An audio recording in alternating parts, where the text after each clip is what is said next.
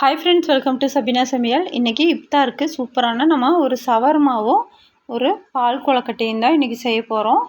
இப்போ அதுக்கு முன்னாடி சவர்மாவுக்கு மாவு வந்து ஒரு மணி நேரத்துக்கு முன்னாடி பிணைஞ்சு வச்சிட்டேங்க. அப்போ தான் சாஃப்டாக இருக்கிறதுக்கு. இது வந்து சிக்கன் ஒரு 1/4 கிலோ எடுத்திருக்கேன், போன்லெஸ். அதில் வந்து கொஞ்சமாக சில்லி பொடி, மஞ்சத்தூள், தயிர், லெமன் எல்லாம் போட்டு நான் மிக்ஸ் பண்ணி வச்சுருக்கேங்க. இங்கே பெரிய வெங்காயம் லேஸாக கட் பண்ணது, பெரிய வெங்காயம், வெள்ளரிக்காய் ஒரு 2 வெள்ளரிக்காய் எடுத்திருக்கேன். அப்புறம் முட்டைக்கோஸ் எடுத்து வச்சுருக்கேன். நான் ஒன்று ஒன்றா உங்களுக்கு போடும்போது நான் அதை காமிக்கிறேன்.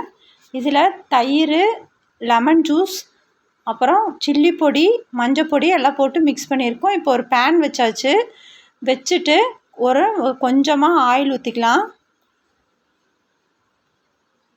இப்போ எனக்கு நோன்பு திறக்க டைம் ஆயிடுச்சுன்னு சொல்லிவிட்டு அவசரமாக செஞ்சனால உங்களுக்கு அந்த சில்லி எல்லாம் போட்டு மிக்ஸ் பண்ணும்போது அதை காமிக்க முடியல. அந்த வீடியோ உங்களுக்கு லேட் ஆயிடுச்சு, சீக்கிரமாக செய்யணும்னு சொல்லிட்டு செஞ்சனால உங்களுக்கு அதை காமிக்க முடியல.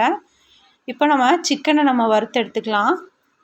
கொஞ்சமாக ஆயில் ஊற்றி நல்லா வறுத்து தனியாக எடுத்துக்கலாம். இப்போ பாருங்கள், நல்லா திருப்பி போட்டுக்கலாம். இப்போ நல்லா வெந்துருச்சு, சிக்கனை பார்த்தாவே தெரியும். இப்போ சிக்கன் எல்லாத்தையுமே எடுத்து நான் வேறு ஒரு பிளேட்டுக்கு மாற்றிட்டேன். அதிலேருந்து கொஞ்சம் ஆயிலை கம்மி இப்போது எடுத்து தனியாக வச்சாச்சு. இப்போ பேனில் இருக்க ஆயிலை கொஞ்சம் கம்மி பண்ணிவிட்டு அது வெங்காயம் போட்டுக்கலாம். அதுலேயே வெங்காயம் கேரட்டு போட்டாச்சு. இப்போ கேரட்டும் போட்டு இப்போ நல்லா வணக்கிக்கலாம். இது வந்து ரொம்பலாம் வேக வேண்டியது இல்லைங்க, ஓரளவுக்கு வெந்தால் போதும். அரை வேக்காடுன்னு சொல்லுவாங்க பாருங்கள், அந்த ஸ்டேஜ் இருக்கும்போது நம்ம இதை எடுத்துடலாம். அப்புறம் நான் எடுத்து வச்சுருக்கேன், அந்த முட்டைக்கோசு போட்டுக்கிறேன். அதையும் போட்டு இப்போ நல்லா மிக்ஸ் பண்ணி விட்டுக்கலாம். அப்புறமா நான் கேப்சிகம் எடுத்து வச்சுருக்கேங்க, அதையும் நீல வாக்கில் கட் பண்ணியிருக்கேன். அப்புறம் தக்காளி உள்ளே இருக்க அந்த விதையை மட்டும் எடுத்துகிட்டு வெறும் தக்காளி மட்டும் கட் பண்ணி வச்சுருக்கேன், அதையும் போட்டுக்கலாம். லாஸ்ட்டாக வந்து வெள்ளரிக்காய் வந்து லேஸாக கட் பண்ணியிருக்கேன், அதையும் போட்டுக்கலாம். இப்போ எல்லா வெஜிடபிளும் நம்ம போட்டாச்சுங்க. இப்போ போட்டுட்டு இப்போ அதை நல்லா மிக்ஸ் பண்ணி விட்டுக்கலாம். லைட்டாக உப்பு மட்டும் போட்டுக்கலாம். அப்புறம் கொஞ்சமாக கரம் மசாலா எல்லாம் போட்டு இப்போ நல்லா மிக்ஸ் பண்ணி விட்டுக்கலாம். இப்போ நம்ம சிக்கன் எல்லாம் பிச்சு வச்சுருக்கிறத குட்டி குட்டியாக கட் பண்ணி வச்சுருக்க அந்த சிக்கனையும் அதிலே போட்டுக்கலாம். போட்டு இப்போ எல்லாம் சேர்த்து இப்போ நல்லா ஒரு மிக்ஸ் பண்ணி விட்டுக்கலாம். இந்த மைனோஸ் வந்து நாங்கள் வீட்டிலையே செஞ்சதுங்க. அந்த வீடியோ நான் இனிமேல் உங்களுக்கு ஒரு டைம் நான் போடுறேன். இது வந்து நான் வீட்டில் செஞ்சு வச்சது. அப்படியே மைனோஸ் வந்து நம்மளோட இஷ்டம்தான், எவ்வளோ வேணாலும் போட்டுக்கலாம். நான் வந்து ஒரு 3 டீஸ்பூன் போல் போட்டிருக்கேங்க. அப்புறம் நம்ம வந்து டொமேட்டோ சாஸ் ஊற்றியாச்சு.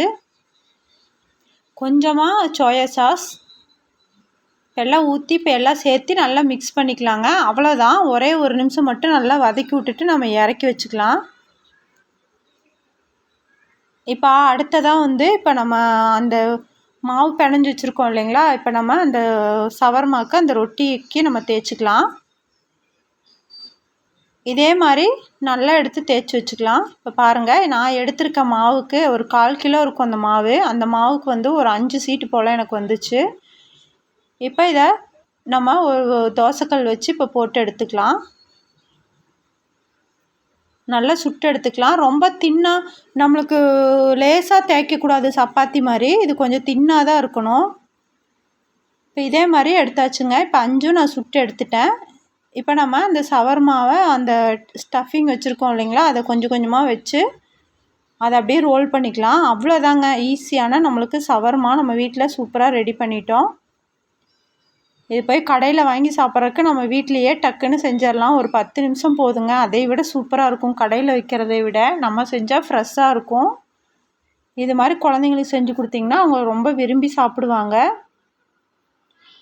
நீங்களும் இதே மாதிரி ட்ரை பண்ணி பாருங்கள். ரொம்பலாம் வேலை இல்லைங்க, டக்குன்னு செஞ்சிடலாம். இப்போ நம்மளுக்கு சவர்மா ரெடி ஆயிடுச்சு. இப்போ பால் கொழுக்கட்டை செஞ்சுக்கலாங்க. அதுக்கு நான் தேங்காய் பால் வந்து ஒரு அரை மூடி தேங்காயில் பால் எடுத்து வச்சுருக்கேன். இது வந்து ஒரு 1.5 கப்பு மாவு, அரிசி மாவுங்க. இது கொழுக்கட்டை மாவு. கொஞ்சமாக உப்பு போட்டுக்கலாம். அப்புறம் நல்லா கொஞ்சம் சூடாக இருக்கும் பார்த்திங்களா, கை பொறுக்கிற சூடு, அந்த மாதிரி இருக்க தண்ணியில் இப்போ போட்டு இப்போ எல்லாம் மாவை நம்ம பிணைஞ்சு குட்டி குட்டியாக இந்த மாதிரி பால்ஸ் மாதிரி நம்ம பண்ணிக்கலாம். இப்போ நான் இந்த அளவுக்கு எல்லாமே நம்ம எடுத்திருக்க மாவில் இங்கே வந்து ஒரு செம்பு தண்ணி நல்லா கொதிக்க வச்சுருக்கேங்க. பக்கத்தில் அந்த வெல்லம் எடுத்து வச்சுருக்கேன், ஒரு 1/2 கிலோ பக்கம் வெல்லம் எடுத்து வச்சுருக்கேங்க. கொஞ்சம் இனிப்பு கொஞ்சம் தூக்கலாகவே இருக்கட்டும்னு அந்த வெள்ளை தண்ணியும் அந்த தண்ணியோடு மிக்ஸ் பண்ணிட்டேன்.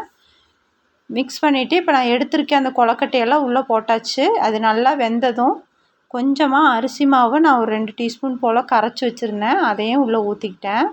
ஊற்றி இப்போ நல்லா மிக்ஸ் பண்ணி விட்டுக்கலாம். ரொம்ப அருமையாக இருந்துச்சுங்க. நோன்பு திறக்கறக்கு நம்ம சீக்கிரமாக செய்யணும்னு சொல்லிவிட்டு அவசரமாக செய்கிறனால கொஞ்சம் கொஞ்சம் ஸ்பீடாக காமிக்க வேண்டியதாக போச்சு. இப்போ நல்லா மிக்ஸ் பண்ணி விட்டுக்கலாம். நல்லா வெந்துருச்சு. எனக்கு ஓரளவுக்கு வெந்த உடனே தான் நான் அந்த அரிசி மாவை கலக்கி ஊற்றினேன். இப்போ நல்லா கொதிச்சிட்ருக்க டைமில் இந்த அரை மூடி தேங்காயில் பால் கெட்டி பால் எடுத்து வச்சுருக்கேன், அந்த பாலையும் அதில் ஊற்றிக்கிறேன். ஊற்றிட்டு இப்போ நல்லா வெந்து வரட்டுங்க. நல்லா முதலே வெந்துருச்சு, இன்னும் கொஞ்சம் மட்டும் வேகட்டும். வெந்தவுடனே நம்ம இதை இறக்கிக்க வேண்டியதான். அருமையான நம்மளுக்கு பால் கொழுக்கட்டை ரொம்ப சூப்பராக இருந்துச்சு.